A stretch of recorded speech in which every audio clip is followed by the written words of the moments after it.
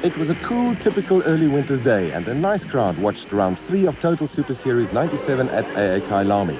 In the junior motorcycle category, Gareth Swanepoel dominated proceedings, winning both the first and second heats from defending champion Jaco Wolmarans. The opposition had no answer to Bux Carolyn in the super special category after his main rival, Jacques Hubert, had to retire with a flat tyre in the first heat. Ian Topless on his Elna Fox Kawasaki convincingly won the first heat of the 200cc motorcycle category after his main rivals, for various reasons, failed to perform at all.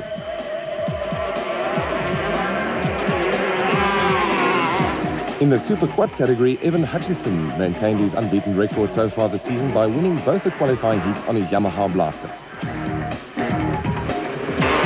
Topless also dominated the open motorcycle category, winning both the qualifying heats on his Elna Fox Kawasaki. Alan Julian was second in Heat 1 and Gary Peterson in Heat 2.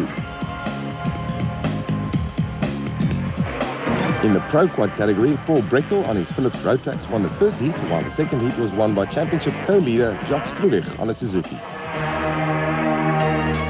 Spectacular action was the order of the day in the first heat of the Super Trucks, American Rob Millen bringing the Castrol Toyota home first in its debut race against some stiff opposition from Paulo Piazza Musso in the Creepy Crawley Ford Courier.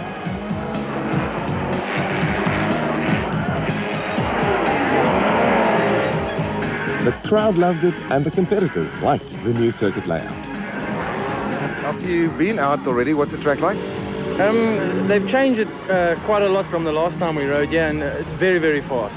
There's one little tight corner that we go down to, but the rest of it's where the cars go, you know, flat, wide open. It's very, very fast. I think in general everybody's saying it's fast. This track is very, very abrasive. Kailami is not like Charlton. There's a lot of stones out here, and I think a good start is what you got to get, otherwise you just get hammered with the stones.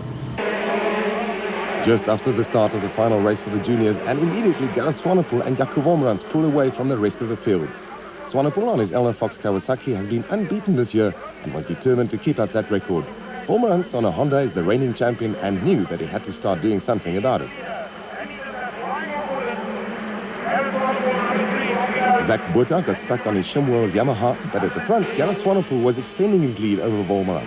Swanepoel has demonstrated his natural talent to the fullest this season and has all the makings of a champion.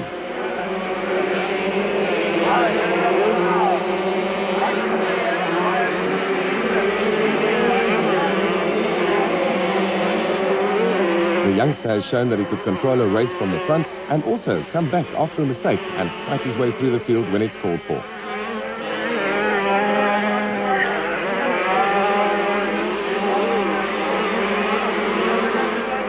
Wolmarans hasn't had such a good season so far, the defending champion seemingly at a loss for an answer to the Kawasaki riders' domination.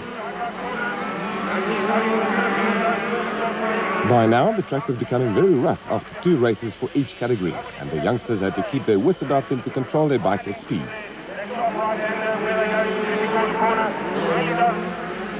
Further back, a nice dice for third position had developed between Grant Wheeler on his FMF Fox Yamaha and Lawrence Mahoney on his Honda.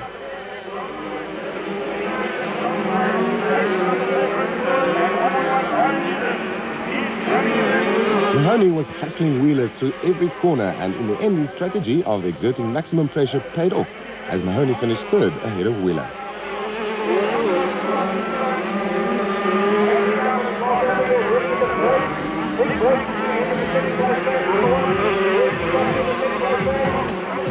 But almost as if following a script, Gareth Swanepoel had no pressure and he brought the Elna Fox Kawasaki home in first place for the 9th consecutive time this year. Wolmarans kept his championship hopes alive by finishing second ahead of Mahoney and Wheeler. The second heat of the Super Specials, and once again Bux Carolyn in his Haas Chenoweth almost immediately pulled away from Jackie Hubert, Max Moore, Wolf-Peter Fumfai and Colin Frankenberg.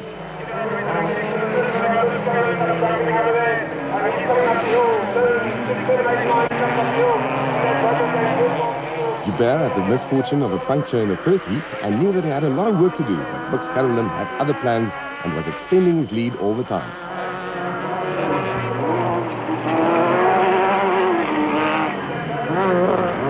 Through the tricky downhill left-hander he goes, and Carolyn keeps his foot flat to extend his lead even further over Hubert.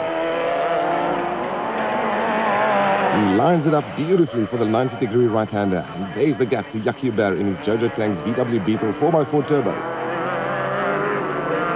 In third now is reigning champion Peter Funfai in his WPP Sturmjager, having passed Max Moore in his WPP Footloose. Funfai finished second in the first heat and was flying, pushing his car as hard as he could to get away from Moore and Frankenberg and to catch Gibert. But Moore wasn't going to let that happen if he had anything to say about it, and was keeping his WPP Footloose in touch with a WPP Sturmjager. This was the closest battle of the race, as Carolyn was pulling away from Gibert in front of him, while Frankenberg was falling back. Funfai designs and builds his own cars, thence the preface WPP before its name, and he also had a hand in Moore's WPP Footloose.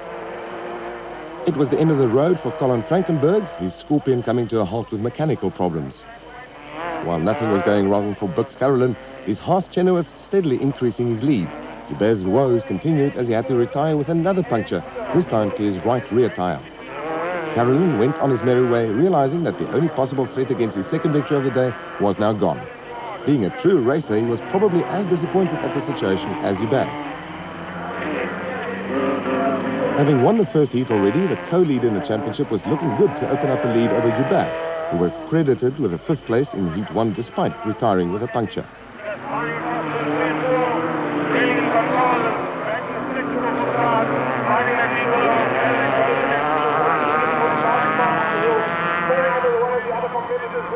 Gibert was cruising around the circuit to get to his pits, and his misfortune also allowed Funfai to move up into second position.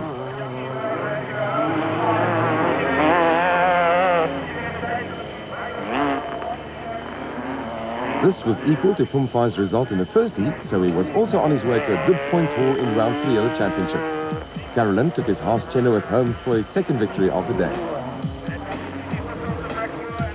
In a disappointingly small field, all finishers scored points and in the same order as in the first race.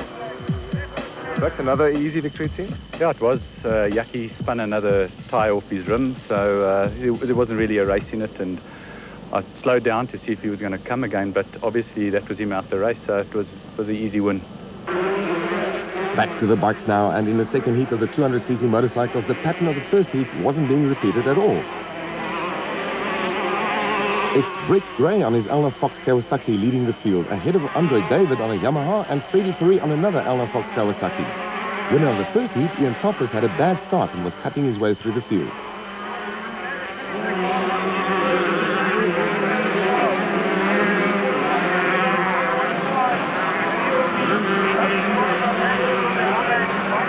With Topless out of the reckoning, for the present at least, Gray and David were having a ding-dong battle of the highest order as they fought it out for the lead.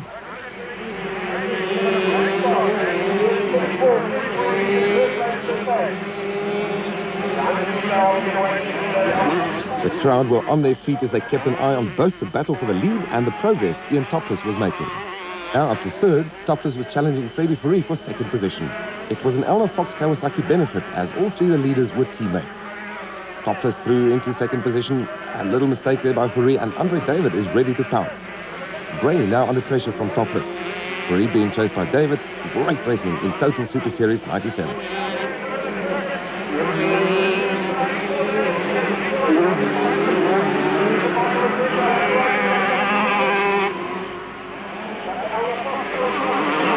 At the bottom of the track and side by side come Gray and Topless. Black markers could get in their way, and it's Topless who's taken the lead. Still, two pairs fighting it out for first and third. Topless leading Gray and Fourie being chased by David. Through the tight left-hander, and Topless takes no prisoners when he laps back markers. Topless has won each and every race he's competed in so far at AEK Lame in both the 200 and open categories, and there was seemingly nothing anybody could do to stop him from repeating his performance.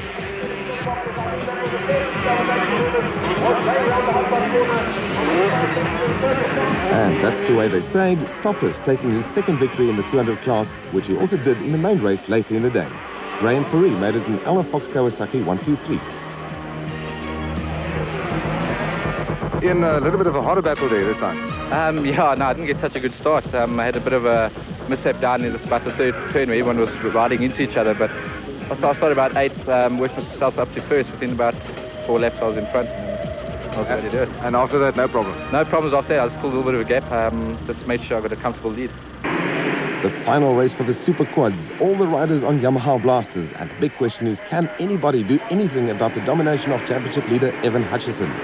Having won both the qualifying heats already, it was no surprise when Hutchison took the lead from the start, ahead of Clayton du Plessis. Brandon Martin, then on the board, number 77, Tim Markham, number 81, Clayton du Plessis, number 79, Derek Robertson. 84 is also going to be there. He finished 6th in both of the races. Hutchison already pulling a gap, du Plessis on the outside, and then it's Brandon Martin. The rest of the field divide themselves up into little pockets of infighting as they sort each other out. Right, so the hole, they go down again. I see that the yellow board, that is number 70, will have to wait to see. As they come out of the back. Yellow board, they come up to first. And second and third is close, so they have 30. The first three have already opened up a gap as they come up the hill towards the finish line. It's Hutchison, du Plessis and Martin.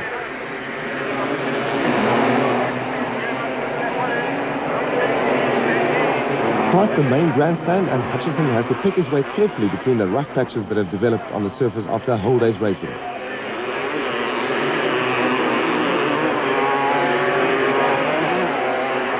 Hutchison on the Linex Yamaha Blaster, and the battle for the lead is the closest so far this season. Du Plessis still second and Martin third.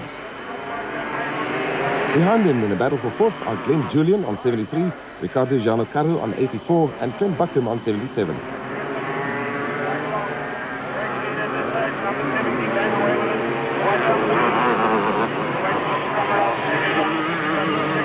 Down the hill they go, and you can see just how hard they have to work to keep these extremely fast super quads under control on a track that's getting rougher and rougher with every lap.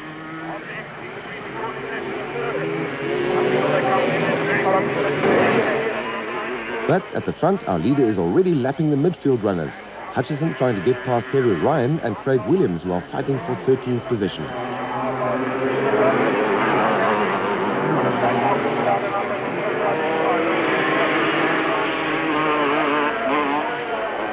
A master at work as Hutchison passes the slower runners on the outside of the fast off-camber left-hander. And as in any form of motorsport, things don't always go smoothly for everyone. But the front runners didn't run into any major problems. The only problem for the rest was that man, Evan Hutchison, who made it a clean sweep so far this season to maintain his unbeaten record.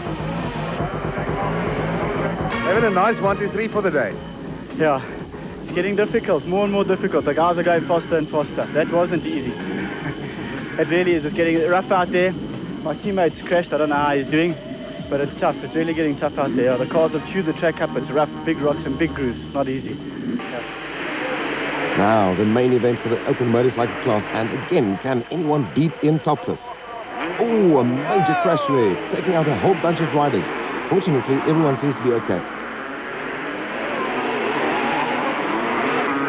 And look at this, it's Ian Topless in the lead with Gary Peterson hot on his heels. Behind him come Greg Aspinall, Russell Campbell, Errol Dalton and Grant Bloomfield. 88 is George Eblin on a Suzuki in 7th. But here's the battle for the lead. Ian Topless on his Elmer Fox Kawasaki and Gary Peterson on his Brasco Kawasaki. Peterson lining himself up and trying to go through on the outside. But Topless will have nothing to do with it. Now Peterson stays on the inside. And yes, Peterson through and into the lead. A great maneuver, and the crowd loved it too. A few laps later, and still this battle for the lead between two champion riders. Ooh, and a big moment there for Peterson. He goes wide and can kick himself as Topless moves past to retake the lead. This was a great battle, and it's always unfortunate that there can be only one winner. Topless and Peterson had a full go at each other, but in the end, Topless won his 6th race of the day, ahead of Peterson, Aspinall, Campbell and Dalton with Kawasaki in the top 4 positions.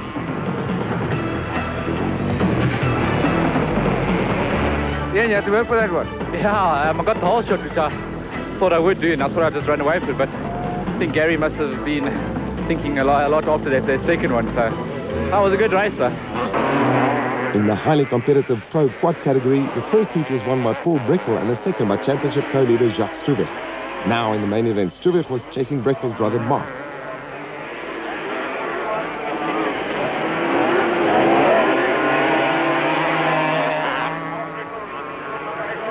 Struwweg had little trouble getting by Dreckel to take the lead. Struwweg was making a strong impression as he started to pull away. Unfortunately for him, he had a mechanical failure in the first heat and was bound to lose the co-leadership of the championship, but he was trying to minimize the damage by scoring as many points as possible.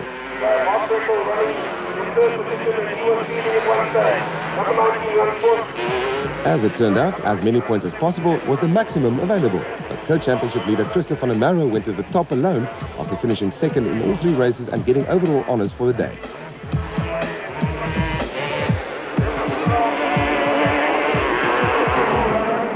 The first heat of the Super Truck saw an impressive winning debut for the Castrol Toyota Hilux, and going into the second heat, God Millen again found himself stuck behind the 2 Creepy Crawly Ford Couriers of Craig Draper and Paulo Piazzamusso.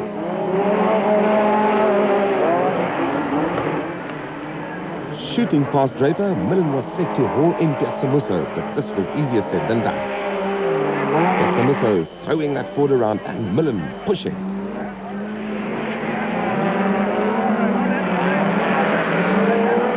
Millen is a multiple rally and stadium racing champion, having won his last title in this vehicle in 1994.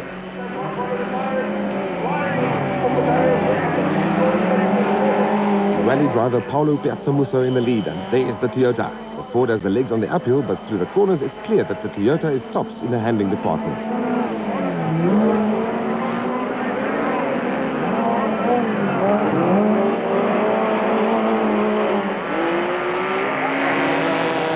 Ford has a 3-litre 4-cylinder engine, producing about 130 horsepower, about the same as the 2.8-litre V6 of the Toyota. 2 interesting features of the Castrol Toyota Hilux is that it uses a single-speed gearbox and that there is only 1 brake disc in the rear, in the middle of the rear axle, almost like a cart.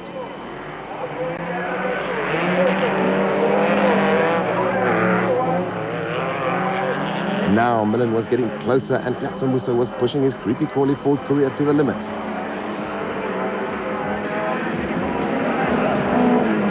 Through the left, right, and Piazzamusso's lost it. Body panels everywhere and Millen had to stand on his brakes. Draper comes through, but surely that race will have to be stopped. Yes, the red flag is out, so now the obstruction can be moved out of the way.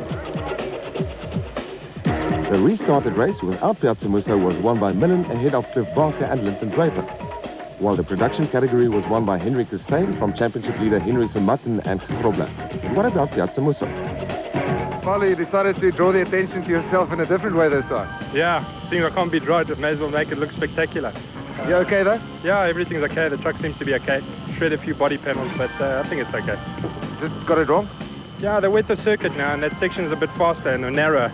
So it stepped out a bit and caught the bank and just threw it over on its roof, you know, a couple of times more than I expected. The main event and a full field, Piazzamusso second in a repaneled Creepy Crawly Ford behind his teammate Craig Draper. Millen in the Castrol Toyota Hilux is third, but another incident behind him. Linton Draper also hit the bank, but suffers from only a flat tyre, while Bux Carolyn, who joined the Super Trucks in his Chenoweth, was also stuck, having had to spin the car to avoid Draper. Henry Costain's race was also over. After the restart, Piazzamusso took the lead, while Craig Draper again had his mirrors full of the Castrol Toyota Hilux. At the back of the field, production championship leader Henry Samatten in his Chev was trying to stay with Henny van Aert in his Mazda. Up the hill they come, and Millen is pressing hard. He wants to get past Draper so that he can attack Paulo Piazzamusso in the lead. The Creepy Crawly team did a great job to get the Ford race ready in a very short time, and despite the violent roll, nothing was damaged in its chassis.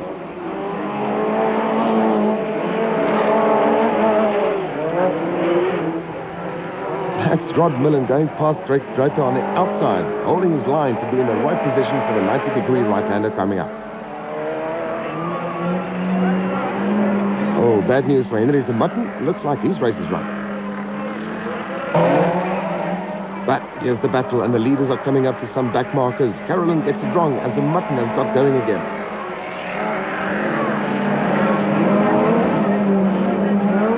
Through the left, right, and the back markers have caused the top 4 runners to bunch up. They've never been this close together. Down the hill again, and just look at the way these 2 drivers throw their super trucks around as if they're indoor carts.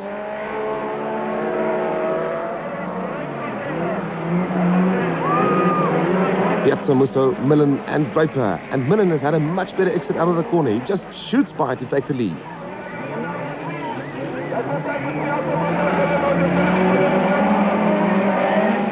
And that's the way they stayed, with Millen making it 3 in a row for the Castrol Toyota Hilux on his debut in South Africa. A dramatic day for Paulo Piazza Musso resulted in a second place in both races he completed in the Creepy Crawley Ford Courier, Draper third and Barker fourth. Frank de Greef won the production vehicle category, and following his win in Heat 1 and fourth in Heat 2, he took the overall victory for the day. You had to work a bit for this one. Yeah, I did. You know, Paulo was going really quick, which I'm really surprised. He had a real nasty roll earlier on in the day, but he came back strong and he gave us and the Toyota team a good hard run. Were you worried at some stage? Well, early on there, I was stuck behind some traffic and he was getting away, and I thought, hey, that's not fair, so I sort of had to rub shoulders with a couple of guys and get through, and then we switched a bit of paint and had a good time.